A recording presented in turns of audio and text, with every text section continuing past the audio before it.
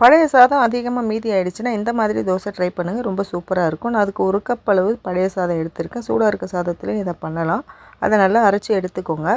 நம்ம எந்த அளவு சாதம் எடுத்துருக்கோமோ அதே அளவு ரவையும் கோதுமை மாவும் எடுத்துக்கோங்க. தேவையான அளவு உப்பும் 1 ஸ்பூன் அளவு சீரகமும் சேர்த்துக்கோங்க.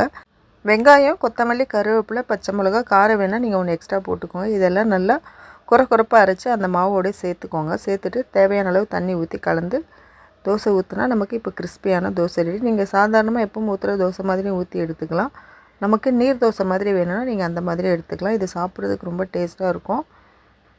இது குழந்தைங்க, பெரியவங்க எல்லாமே ரொம்ப விரும்பி சாப்பிடுவாங்க. ஏன்னா தோசை பிடிக்காத ஆளே கிடையாது இல்லையா?